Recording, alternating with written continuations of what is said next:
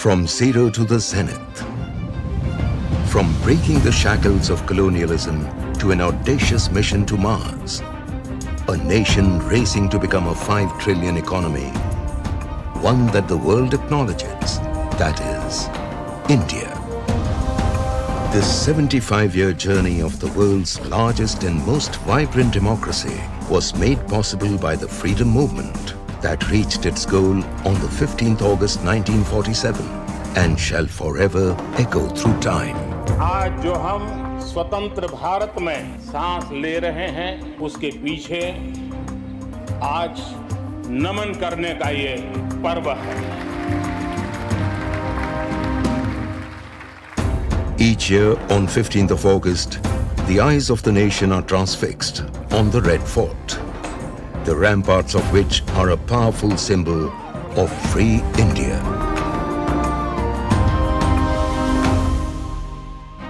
Namaskar, I'm Anupam Kher. I'm going to tell you the story of independent India, the story of free India through a narrative woven by the Prime Ministers of free India, leaders who look up to with great pride and to whom the world listens with attention. लाल किले से गूंज। आज हम एक आजाद मुल्क हैं। भारत दुनिया के देशों में एक बड़ा देश होगा। हम विकास बना रहे हैं। हम भारत की जनता को मजबूत कर पाएंगे। कारो पर्वत से लेकर गिलगित तक इसका विस्तार है। भारत के सपनों और आकांक्षाओं को पूरा करने से कोई भी बाधा अब हमें रोक नहीं सकती। जय हिंद। जय Hind.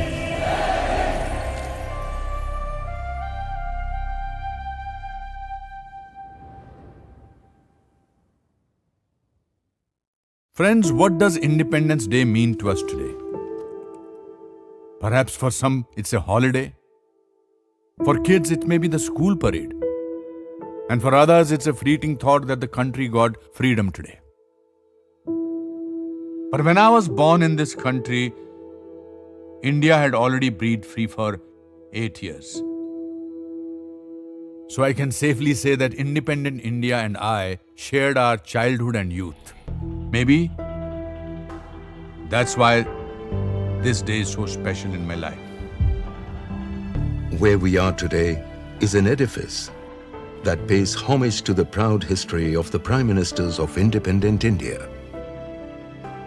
So friends, get ready because today I am going to tell you the saga of free India through the speeches of our Prime Ministers.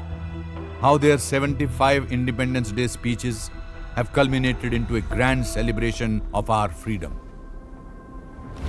On 16th August 1947, the first Prime Minister of India, Pandit Jawaharlal Nehru, hoisted the tricolour at the Red Fort and addressed the nation in an 8-minute speech. भाइयों और बहनों, आज एक शुभ और मुबारक दिन है। जो स्वप्न हमने बरसों से देखा था, वो कुछ हमारे आंखों के सामने आ गया और ये बात तय हो गई कि हिंदुस्तान के ऊपर कोई गैर हुकूमत अब नहीं रहेगी। आज हम एक आजाद लोग हैं, आजाद मुल्क हैं। Freedom brought with it not just partition, but poverty and a crisis of food for 40 crore people. In the division, the wheat-growing Punjab went to Pakistan and the rice-growing region to East Pakistan, that is today's Bangladesh. For almost a decade, hunger and food shortage echoed in the speeches of India's first Prime Minister Nehru. But his views on this extremely delicate issue took the nation by surprise. Instead of stepping up food production, he laid emphasis on curbing consumption. हमारा आपका काम है इस वक्त जो बड़े सवाल हैं, खाने का सवाल है, खाने को पैदा करना, खाने को जाया नहीं करना। जो आदमी उसको जाया करता है, जो आदमी इस वक्त दिखाने की एर फेर में दावत वगैरह में जाया करता है, वो अपने देश के खिलाफ गुनाह करता है। There was a hue and cry for food across the nation, but Nehru put the entire blame for this on the traders. और दूसरी परेशानी की बात यह है कि हमारे मुल्क में काफी लोग ऐसे हैं जो अब तक पैसा बनाने की कोशिश करते हैं दूसरे की मुसीबत से। चाहे वो व्यापारी हो या दुकानदार हो या और हो, खुद गर्जी में जमा करते हैं खाने का सामान ताकि ज़्यादा दाम मिले या कभी साल 2 साल बाद उन्हें ज़रूरत हो तो उसको काम में ला सकें. Even though the 5-year plans were conceived by Nehru, he said that often the programs failed before they reached the ground or took too long to complete. But he wasn't able to hold his bureaucracy accountable despite the admission. हम बड़े बड़े नक्शे बनाते और plan बनाते कि चलो भाई यहाँ सड़कें बनाने में 50 लाख रुपए या 1 करोड़ रुपए खर्च होंगे, 1 करोड़ रुपए लाओ. हमारे दफ्तरों में बड़े बड़े फाइल बनते ऊंचे, लेकिन वो सड़कें और वो विद्यालय वो नहीं बनते या अरसे बाद बनते. ये तरीका है. गवर्नमेंट जरा हल्के चलती है. मुश्किल तो ये है.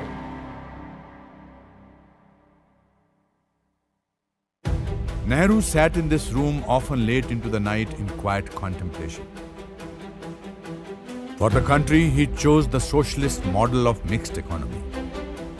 The government was the industrialist and the financier. To set up a private industry, a license had to be procured from the government, and so began the license Raj. While this policy opened doors for public sector growth, the private sector got marginalized. 38 industries came under government control, but compared to other nations, the standard of living kept falling. Even after a decade, basic problems remained as they were, and Nehru had no solutions for them. आप लोग आजकल भी कुछ दिक्कतों में हैं, परेशानियों में हैं, महंगाई की कुछ तो लाचारी है. पूरी तौर से काबू की बात नहीं हमारे इस समय, हालांकि काबू में वो आएगी. कुछ इंसान की बनाई हुई, इंसान की खुदगर्जी की बनाई हुई, जो भी कुछ हो उसका सामना करना.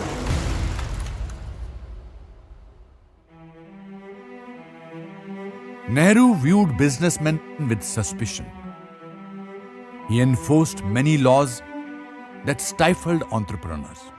He also expressed his government's helplessness in taking action against black marketing. But his statement from the Red Fort astounded the nation because he said that the people of the country were just not hardworking enough. हमारे यहाँ अभी हिंदुस्तान में काफ़ी मेहनत करने की आदत आम तौर से नहीं हुई. हमारा कसूर नहीं, आदतें ऐसी पड़ जाती हैं वाक़यात से. लेकिन बात यह है कि हम उतना काम नहीं करते जितना कि यूरोप वाले या जापान वाले या चीन वाले या रूस वाले कहीं करते हैं. ये न समझिए कि वो कौमें खुशहाल हो गईं कोई जादू से, मेहनत से हुई हैं और अकल से हुई हैं. Nehru praised foreign nations and picked a soft policy for India's neighboring countries. It was expected that he would challenge Pakistan owing to the bloodshed in Kashmir, but he referred to it as a piece of his heart. During a visit to China, Nehru signed the Panchsheel Agreement and steered the border dispute discussion forward. On his return, the Hindi Chini Bhai Bhai slogan gained popularity. Despite this, on the 20th of October 1962, China attacked Ladakh. Nehru had expressed his misgiving on China's motives from the Red Fort just 2 months earlier, but asked the nation not to panic. India lost the war with China, but Nehru spun defeat into a victory. हमें तकलीफ हुई, परेशानी हुई, लेकिन उसका भी नतीजा एक अच्छा हुआ.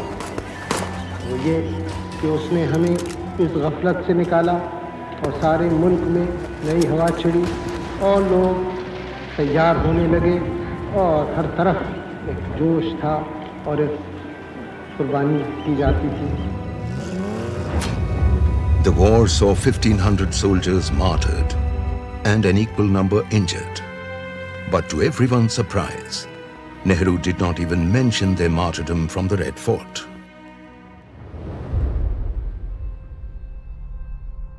Nehru served as PM for 17 years, the longest tenure thus far. During his term, he established the temples of modern India. A Cambridge alumnus, Nehru considered himself out of place, a unique blend of the East and West schools of thought. Maybe that's why he advocated a Russian socialist outlook, even while he sported an indigenous achkan and cap.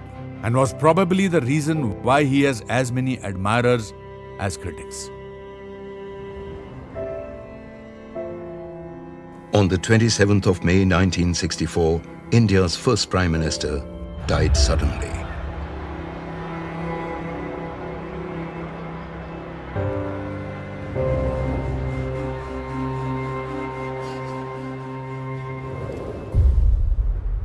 After Nehru's demise, Lal Bahadur Shastri took over the reins of the nation.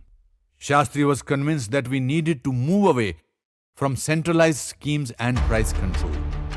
He focused on agriculture, private enterprise, and foreign investment were given impetus. He kick-started the White Revolution and the Green Revolution. Meanwhile, the Indo-Pak War of 1965 established Shastri's credentials as a strong-willed national leader. From the ramparts of the Red Fort, he warned Pakistan of the dire consequences of hostilities against India. He was unambiguous. It was Shastri who gave the country the inspirational slogan of Jai Jawan, Jai Kisan. आज समय है, कोई हमें आराम का वक्त नहीं। आज एक त्याग का, बलिदान का, कुर्बानी का जो भी रास्ता हो, वो हमें अख्तियार करने के लिए तैयार रहना हो। और मैं आपकी तरफ से ये कहने वाला हूँ और कहना चाहता हूँ कि कश्मीर का एक टुकड़ा भी पाकिस्तान को मिलने वाला नहीं है। Pakistan lost the war and was compelled to discuss the terms of settlement. On January 10, 1966, Shastri and the Pakistan President Ayub Khan signed a peace agreement in Tashkent. But shockingly, the very next day, Shastri breathed his last. It was reported that he had died of a heart attack. Shastri spoke from the Red Fort only twice. A leader who felt the pulse of the nation and was just beginning to bring the country back on track had gone. The enigma of his death still remains one of the biggest unsolved mysteries in the country.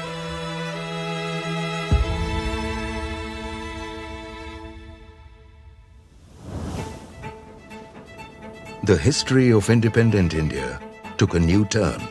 The first woman Prime Minister took charge. Pandit Nehru's daughter Indira Gandhi's soft-spoken manner prompted her own party members to call her a gungi gudiya or a mute doll. But hidden behind this facade was an iron will, a determination and unbridled ambition that no one had gauged at that time. As soon as she came to office, Indira nationalized 14 private banks. Political pressures began to mount on the banking sector. This gradually gave rise to crony capitalism. But even Indira did not have a resolution for the issue of food scarcity and its black marketing. Like Nehru, her displeasure was directed at traders too. जो हमारे उद्योगपति हैं या हमारे और धनी कारोबार चलाने वाले हैं, उनसे भी कुछ अनुरोध करना होता है। अगर वो चाहते हैं कि ये अनुशासन हो, तो उनकी भी कुछ जिम्मेदारी है। उनकी जिम्मेदारी है कि बड़े-बड़े मुनाफे, ऊंचे-ऊंचे वेतन अगर वो बढ़ाते जाएंगे, तो ये अनुशासन रखना फिर आसान नहीं रहता। During her tenure, Indira adopted Nehru's policies of state control over enterprise. The government ran hotels, manufactured scooters, tractors, refrigerators and watches. They even started to sell bread, aerated drinks and fruit concentrate. In the 1970 budget, the personal tax rate was hiked by 11%. Those earning more than 2 lakh rupees were taxed at 93.5%. Wealth creation had almost become a crime. Despite this, Indira shifted the blame of rising prices on the dealers. कभी-कभी कोई किसी चीज की कमी होती है तो उसके दाम बढ़ते हैं और वो समझा जाता है, लेकिन कभी-कभी एक वस्तु पे टैक्स लगता है और दूसरी वस्तुओं जिनका जरा भी उससे संबंध नहीं है उनके दाम भी बढ़ जाते हैं। कौन बढ़ाता है, क्यों बढ़ते हैं? I clearly remember the period from 1971 to 72. At that time, I lived in Shimla, which was the headquarters of the Army Western Command. Suddenly on 3rd December, we got news that Pakistan had conducted airstrikes on Indian air bases. The Third Indo-Pak War had been declared. I can never forget the sound of sirens and the blackouts during this time. These were two crucial years for Indira's diplomacy and politics. She formed a new Congress and won the elections. She split Pakistan and created Bangladesh. Once known as the mute doll, she had transformed into an iron lady. It's a different matter that the expenses from the war weighed very heavily on the government treasury. What was surprising was that even 27 years after independence, the day-to-day problems of the people remained as they were. Inflation was now hitting an all-time high. Inflation and unemployment led to agitations across the country. There were violent protests and the army had to be called in to control the situation. Meanwhile, Indira was accused of electoral fraud. The court ruled against her 1971 election win. On 26 June 1975, Prime Minister Indira Gandhi declared a state of national emergency. In her speech from the Red Fort, she justified the imposition of emergency, calling it a bitter pill that must be swallowed. हमने जब से यह आपातकाल की घोषणा की, कोई खुशी से नहीं की, जैसे मैंने आपसे कहा, लेकिन ऐसी स्थिति उत्पन्न हुई थी कि हम मजबूर हो गए। कहते हैं कि हर काले बादल के पीछे रोशनी होती है, वैसे कभी कभी एक कठोर कदम भी लेना हो, जैसे बीमारी में कड़वी दवा भी पीनी पड़ती है। I distinctly remember the emergency period. The power supply was shut down in Delhi. Censorship was imposed on the media. Key opposition leaders were arrested and put behind bars. People's fundamental rights were stripped. There was a violation of human rights as well. The emergency lasted almost 19 months and remains one of the darkest chapters in the history of Indian democracy. Indira eventually suspended the emergency and called for fresh elections. The results showed a clear mandate. The Congress suffered a crushing defeat. For 3 years, the Indian political scenario remained unstable.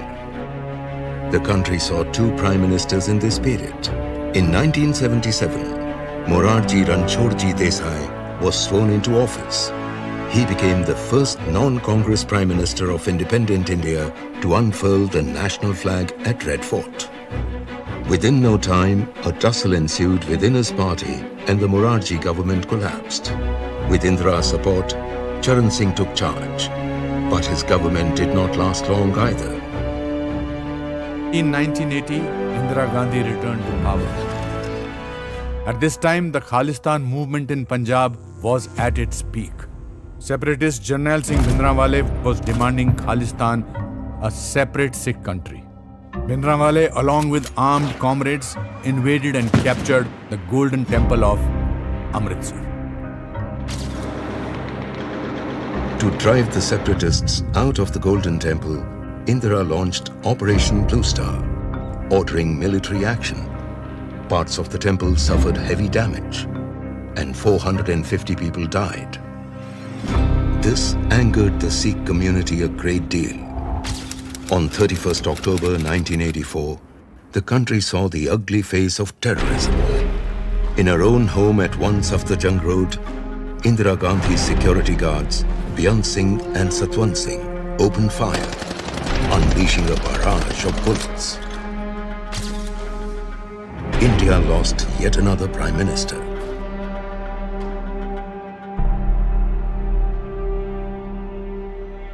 After the political storms of the Indira years, her son Rajiv Gandhi took charge at the helm. A pilot by profession, 40-year-old Rajiv became the youngest Prime Minister of India. But there was another storm brewing on the horizon. Following Indira's assassination, anti-Sikh riots broke out in parts of the country, including Delhi. More than 3,000 people lost their lives. Rajiv Gandhi remarked on the violence, saying that when a big tree falls, the earth shakes a little. He was indirectly justifying the violence that took place after the death of his mother. In his first speech from the Red Fort, Rajiv Gandhi cited his mother Indira Gandhi's accomplishments. पिछले 38 साल में हमने बहुत तरक्की करी। इंदिरा जी ने और भी जोर लगाया गरीबी हटाने में। पिछले 5 साल में उन्होंने 49% से करीब 63% तक भारत की जनता को गरीबी रेखा से ऊपर कर दिया। There is an interesting anecdote about the Prime Minister's speeches from the Red Fort, which not many people are aware of.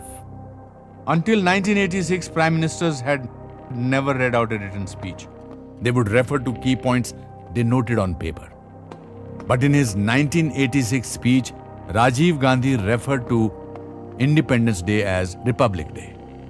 Thereafter, Rajiv Gandhi started reading out a written speech. In his speeches, Rajiv gave hope. In preparing India for the 21st century, he laid emphasis on technology.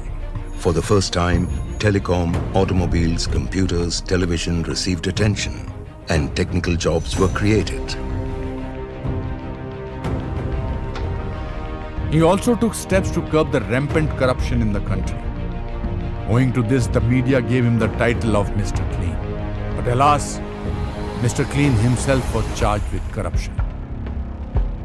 In his 1988 speech, Rajiv Gandhi surprised the audience by stating that if the government sends 1 rupee, only 15 paise reaches the public. He was referring to his own government and bureaucrats. But in his enthusiasm during his speech, he also said something that stunned the nation. पहली बार हमें दूसरों के दरवाजे पे बर्तन लेके पहुंचना नहीं पड़ा था। ये गौरव की बात है, ये शान की बात है और ये हम कर पाए हैं क्योंकि 40 साल से जो पंडित जी ने, इंदिरा जी ने काम किया था, उसका नतीजा आज हमारे सामने है। The Bofors case allegations, inflation, and other issues brought people out onto the streets in protest against the Rajiv Gandhi government. Sensing the unrest, on 9th November 1989, Rajiv Gandhi authorized the Vishwa Hindu Parishad to unlock the doors of the disputed Ram Temple in Ayodhya. But by this time, the Hindu vote bank had already turned to the BJP. Invoking the political legacy of the Nehru and Gandhi family from the ramparts of Red Fort, in the election year, once again, Rajiv tried to divert the charge towards capitalists. Like Nehru and Indira, he lashed out at the traders. Indira ji ने अपना पूरा जीवन लगा दिया समाजदार शक्तियों की लड़ाई में, उनका सामना करने में, उन्हें खत्म करने में। आजाद भारत में भी धन अमीरों के हाथ में से ही निकल रहा था, अमीरों के हाथ में ही जा रहा था। इंदिरा जी ने बैंकों का राष्ट्रीयकरण करके ये बदला। उन्होंने देश का धन भारत के गरीबों के काम में लगाया, भारत की गरीबी हटाने में लगाया, भारत के गरीबों को ऊपर उठाने में लगाया। Strategies and appeals did not work, nor did promises and claims. The Congress lost the election. Once a pilot in the Indian Airlines, Rajiv considered himself a reluctant politician. More than politics, he loved fast cars and the engineering hidden within them. Although he was instrumental in bringing about a technological revolution in the country, the corruption scandals in his last years dimmed his accomplishments. On 21st May 1991, While campaigning in Tamil Nadu for the next round of parliamentary elections, a woman with links to the extremist LTTE approached Rajiv Gandhi with a bouquet. A powerful explosion followed in what turned out to be a suicide attack. Rajiv Gandhi died on the spot.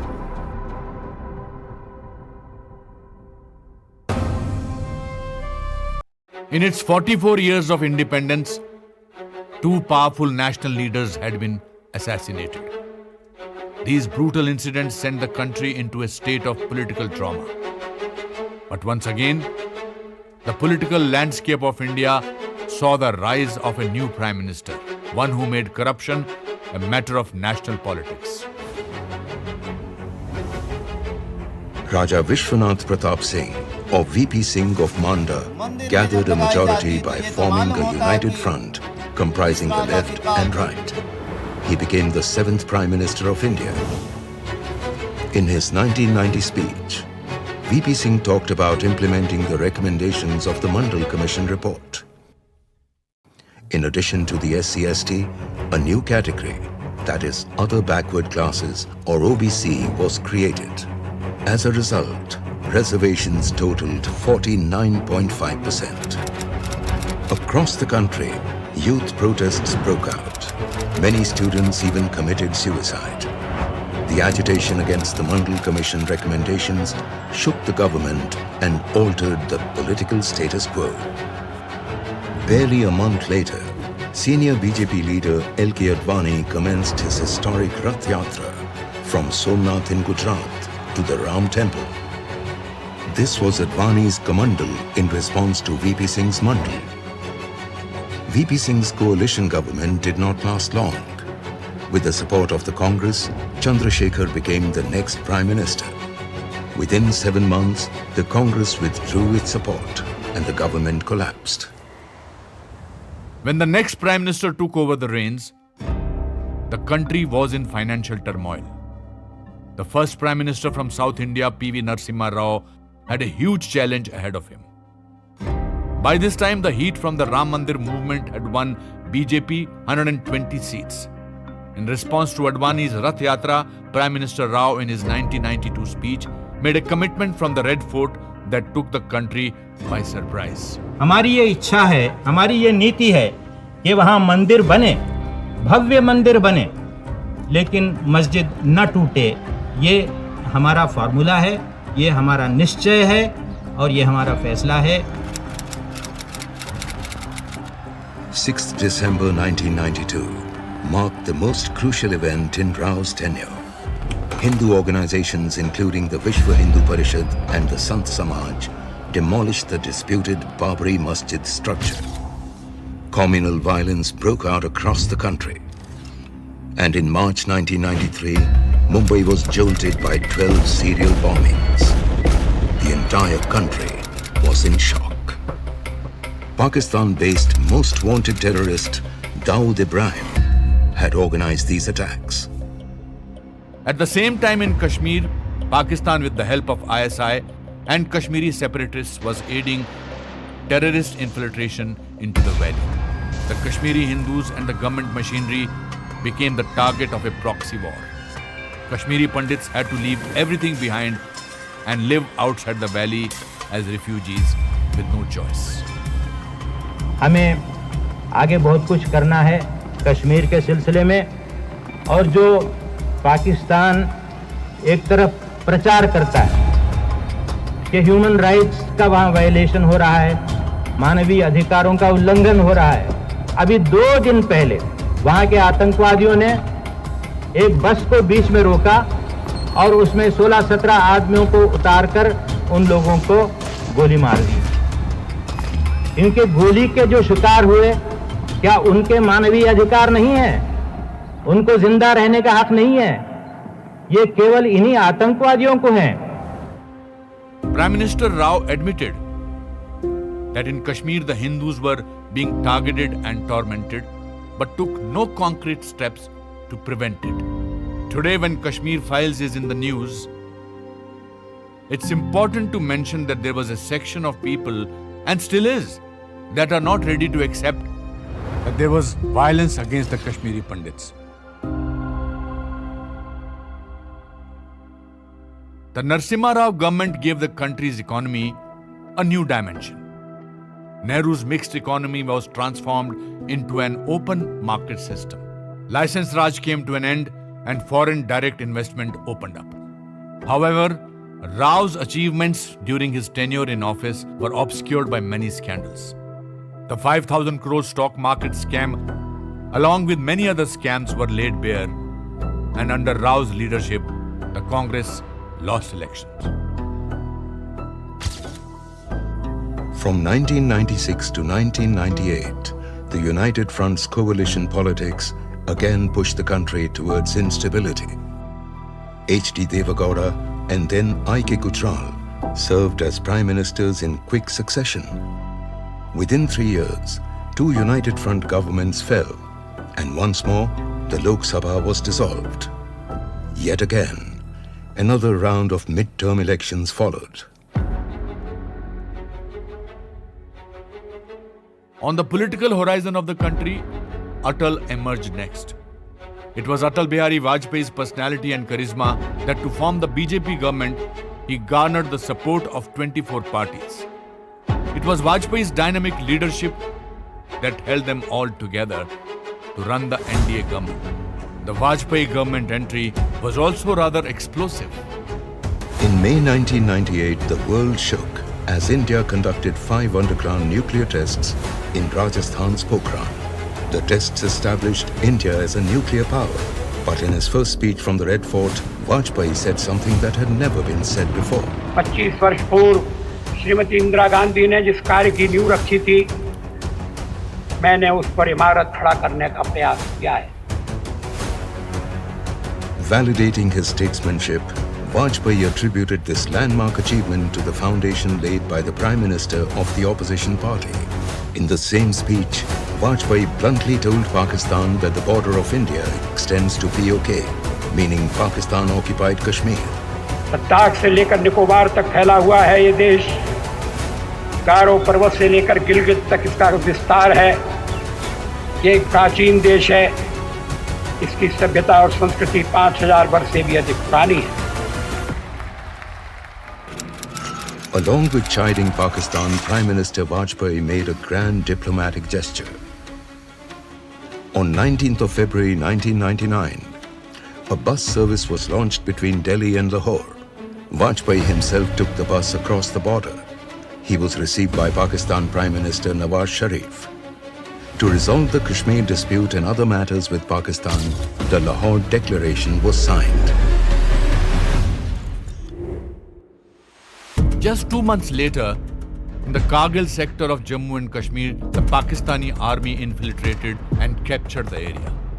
In the battle that lasted from May till July, India besieged the Pakistani army and infiltrators and completely uprooted them.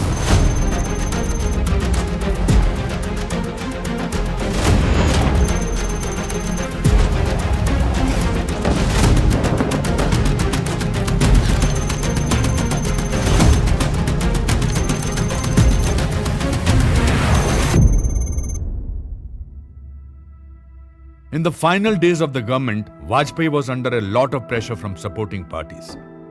Despite this, even on his way out, he made invaluable contributions to the country. In 2003, the Chandrayaan mission was greenlit. In Delhi, he initiated the metro project, and the road and telecommunications network put India on the fast track to development. In May 2004, the BJP lost the electoral battle. The Congress came to power with support from the left. But party chief Sonia Gandhi refused to become Prime Minister, citing her foreign origin. Ignoring senior party leaders, she picked a technocrat, Manmohan Singh, to be the Prime Minister. With inflation rising, the UPA government was targeted. But like Nehru and Indira Gandhi, Manmohan Singh provided a peculiar reason. हमें ये बात समझनी होगी कि यदि हम चाहते हैं कि हमारे किसानों की आमदनी बढ़े तो उनकी पैदा की गई वस्तुओं की कीमतें कुछ ना कुछ बढ़ेंगी ही। जब समाज के दूसरे वर्गों की आमदनी बढ़ती है तो हमारे किसानों की आमदनी क्यों ना बढ़े? One key to Manmohan Singh's government lay in the hands of the coalition partners. With the support of the left, economic reforms were a challenge. On the other side, to guide the UPA government, Sonia Gandhi formed the National Advisory Council and appointed herself chairperson. It was the first time that the Prime Minister for directions on governance and policy making had to go to the party president for validation. It was also for the first time that a PM was citing the name of the ruling party president from the Red Fort. हमारी पूर्व प्रधानमंत्री श्रीमती इंदिरा गांधी जी ने कहा था गरीबी हटाओ। हमारी नेता श्रीमती सोनिया गांधी ने हमें नारा दिया है रोजगार बढ़ाओ। 26th November 2008, I was in Mumbai that day. Around 8:30 p.m. the news that came shook me up badly. 2 famous Mumbai hotels had been attacked by 10 terrorists. 180 people or more were killed, and about 800 people were badly injured. The whole country and the whole world witnessed this horrific incident. In 2009, Manmohan Singh became Prime Minister again. In his Red Fort speech, he made a mention of the incident, but didn't pay tribute to the martyrs. Mumbai में पिछले नवंबर में हुए भयानक आतंकी हमले के बाद हमारी सरकार ने इसके खिलाफ कई कदम उठाए हैं। आतंकी गतिविधियों को ख़त्म करने के लिए हमारी इंटेलिजेंस एजेंसी और सुरक्षा बलों को लगातार बेहतर बनाया जा रहा है। मुझे यकीन है कि समाज के सभी तबकों के भरपूर सहयोग से हम अपने देश से आतंकवाद को ख़त्म करने में ज़रूर कामयाब होंगे। The economy grew the fastest during the tenure of Manmohan Singh. But the terrorist attacks, the 2G scam, CWG scam, Augusta helicopter scandal, one after another angered people, and citizens took to the streets in protest. Despite the growing list of scams, Dr. Manmohan Singh did not have a solution for corruption. The people of the country, through the 2014 general elections, gave a mandate that would continue to echo till far and for a very long time. 26th May 2014, in a grand ceremony at Rashtrapati Bhavan, for the first time, the son of a tea stall owner born in independent India, Narendra Damodar Das Modi, was sworn in as the Prime Minister, giving Free India a leader whose policies and strategies would always be centered on India's 140 crore citizens. 2 months after taking oath as the Prime Minister, Narendra Modi delivered his first speech from the Red Fort. Like Vajpayee, he commended all the former Prime Ministers for their contributions to building India. आजादी के बाद देश आज जहां पहुंचा है उसमें इस देश के सभी प्रधानमंत्रियों का योगदान है।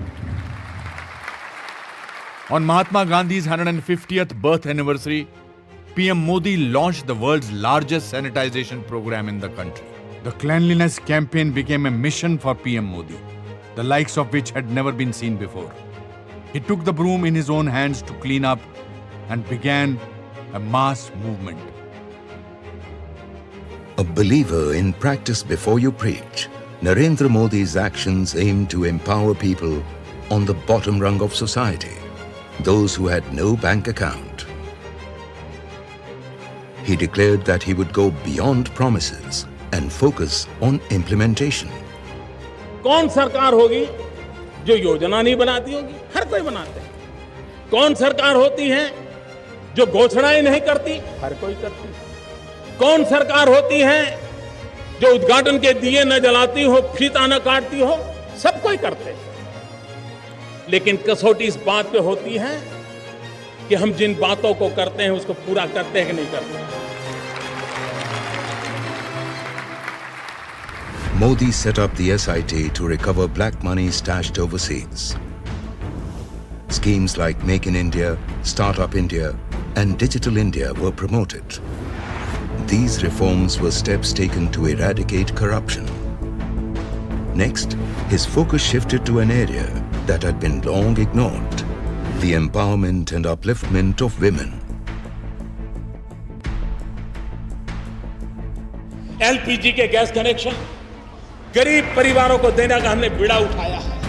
उज्ज्वला योजना के तहत मेरी गरीब मां को चूल्हे के धुएं से मुक्ति दिलाने का अभियान बहुत तेजी से चलाया है।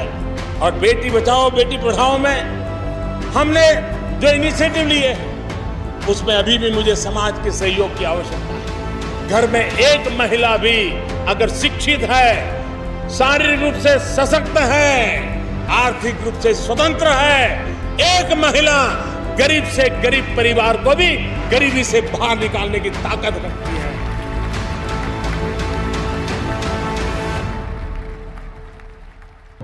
Whenever our Indian democracy ascends, it invites obtrusion from our neighbor Pakistan. Prime Minister Modi repeatedly warned Pakistan in his तहे दिल से आभार व्यक्त करना चाहता हूं।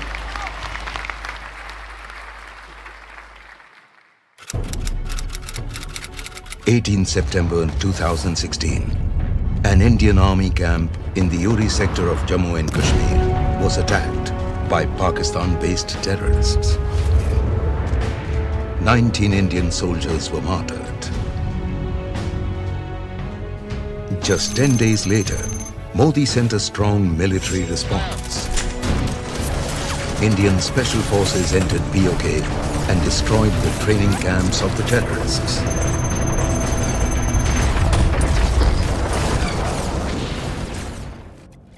On 15th August 2017, in his address to the nation from the Red Fort, Modi talked about the new India, a nation that can defend itself as well as strike back.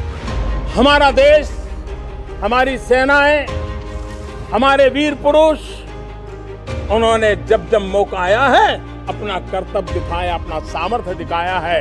बलिदान की पराकाष्ठा करने में ये हमारे वीर कभी पीछे नहीं रहे हैं। और जब सर्जिकल स्ट्राइक हुई, दुनिया को हमारा लोहा मानना पड़ा।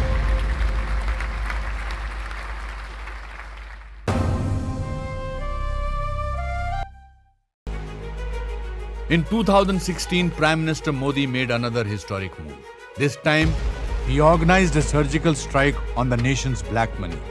On 8th November at 8 p.m., Prime Minister Modi announced demonetization on national television.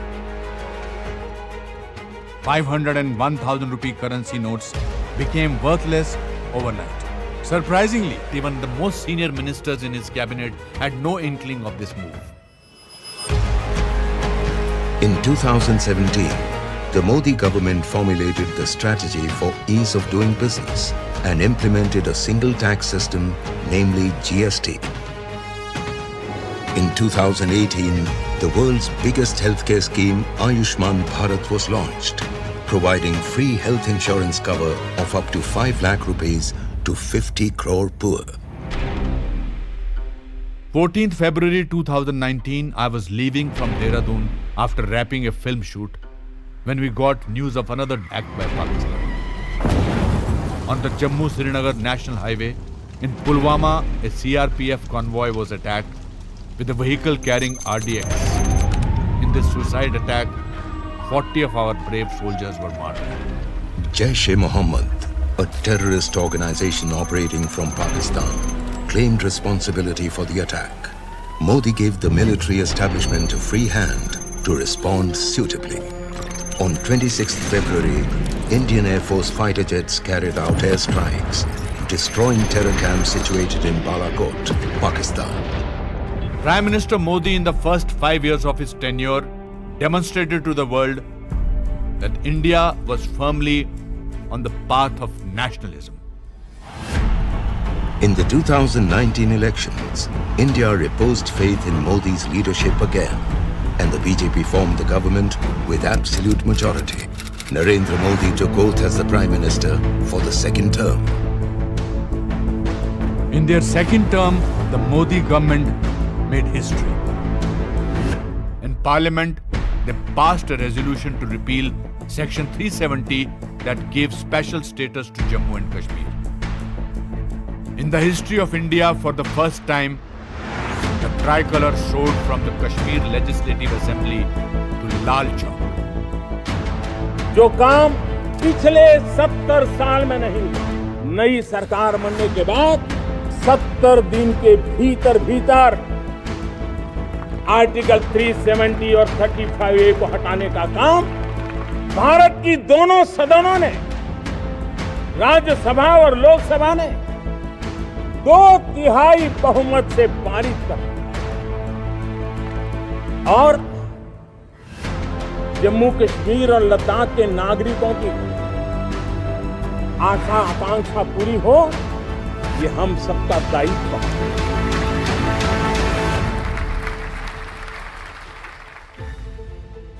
While previous administrations shunned trade, enterprise and industry, Prime Minister Modi gave due credit to India's wealth creators. हमारे देश में कुछ ऐसी गलत मान्यताओं ने घर कर लिया है। उन मान्यताओं से बाहर निकलना पड़ेगा। जो देश की वेल्थ को क्रिएट करता है, जो देश के वेल्थ क्रिएशन में कंट्रीब्यूट करता है, वे सब देश की सेवा कर रहे हैं। हम वेल्थ क्रिएटर को आशंका की नजरों से न देखें, हम उनके प्रति हीन भाव से न देखें। आवश्यकता है देश में वेल्थ क्रिएट करने वालों का भी उतना ही मान सम्मान और प्रोत्साहन होना चाहिए, उनका गौरव बढ़ना चाहिए। और वेल्थ क्रिएट नहीं होगी तो वेल्थ डिस्ट्रीब्यूट भी नहीं होगी। अगर वेल्थ डिस्ट्रीब्यूट नहीं होगी तो देश के गरीब आदमी की भलाई नहीं होगी। Year 2020. It's a year we will never forget. India and the rest of the world was in the grip of COVID. In the midst of the pandemic, Modi not only took multiple steps to boost the spirit of frontline workers, but made every attempt to propel the country's economy forward. While the pandemic was peaking, on the 5th of May 2020, a violent clash broke out between Chinese and Indian army troops in Ladakh. 20 Indian soldiers were killed in action. China also suffered heavy losses. In his 2020 speech, Prime Minister Modi saluted the Indian martyrs of Galwan, sending a strong message to China. Cross-border terrorism, he could not deal with it decisively.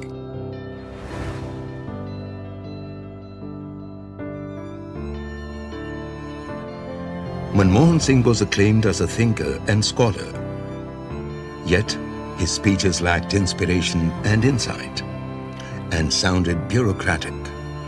In his praise of Sonia Gandhi, who held no position in government, he came across as subservient.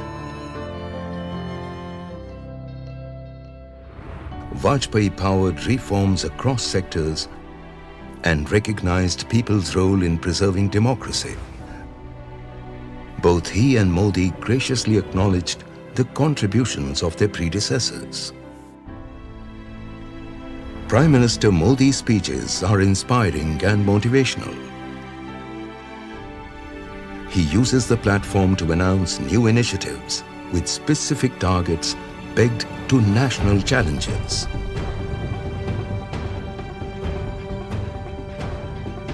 His speeches are rich in data and provide updates on earlier announcements. Modi celebrates everything Indian and has successfully taken the India story to the world. यही समय है, सही समय है, भारत का अनमोल समय है, असंख्य भुजाओं की शक्ति है, हर तरफ देश की भक्ति है। तुम उठो, तिरंगा लहरा दो, भारत के भाग्य को फहरा दो, भारत के भाग्य को फहरा दो।